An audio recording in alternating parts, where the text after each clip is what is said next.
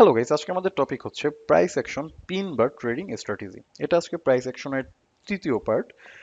তা পিন বারকে মূলত প্রাইস অ্যাকশনের কিং বলা হয়ে থাকে, কারণ যারা প্রাইস অ্যাকশন ট্রেডিং করে থাকে তাদেরকে পিন বার অনেক ক্লিয়ার সিগন্যাল প্রোভাইড করে থাকে এবং এটা অনেক প্রফিটেবল ট্রেডিং স্ট্র্যাটেজি প্রাইস অ্যাকশনের ক্ষেত্রে। আমি পিন বার নিয়ে তেমন কোনো আলোচনা করতে চাচ্ছি না, কারণ এর আগের অনেকগুলো ভিডিওতে অনেকবার পিন বার নিয়ে আলোচনা করা হয়েছে। আমরা যারা প্রাইস অ্যাকশন ট্রেডিং করি না তারাও কিন্তু জানি পিন বার আমাদেরকে কতটা হেল্প করে থাকে মার্কেট বোঝার ক্ষেত্রে।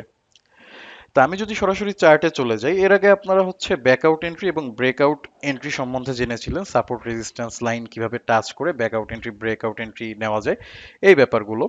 তা ঠিক সেম ভাবে আমরা একটা যদি সাপোর্ট রেজিস্ট্যান্স লাইন আঁকি, তার মধ্যে যদি আমরা একটু লক্ষ্য করি যে সাপোর্ট লাইন বা রেজিস্ট্যান্স লাইন কোনোটাকে পিন বার টাচ করেছে কিনা বা কোনোটাকে টাচ করে পিন বার ক্রিয়েট হয়েছে কিনা। আমাদেরকে লক্ষ্য করতে হবে আপনার সাপোর্ট লাইন বা রেজিস্ট্যান্স লাইন, এই দুইটা লাইনের আশেপাশে যদি কোনো পিন বার ক্রিয়েট হয়ে থাকে তাহলে আমরা ধরে নিতে পারি মার্কেট রিভার্সাল নিতে পারে।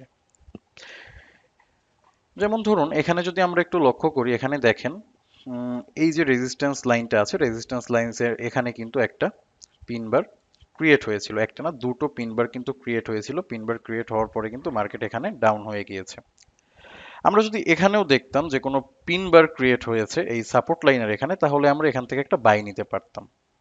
আমরা কিন্তু এই যে রেজিস্ট্যান্স লাইনের এখানে যদি একটা পিন বার ক্রিয়েট হয় তাহলে এখান থেকে সেল নিতে পারি, সাপোর্ট লাইনের এখানে যদি একটা পিন বার ক্রিয়েট হয় তাহলে এখান থেকে বাই নিতে পারি।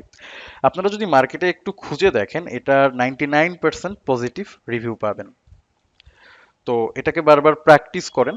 আশা করি এই ট্রেডিং স্ট্র্যাটেজি ফলো করলে ট্রেডিং এ আগের থেকে আরো বেশি প্রফিট করতে পারবেন। আজকের মতো এই পর্যন্তই। ধন্যবাদ।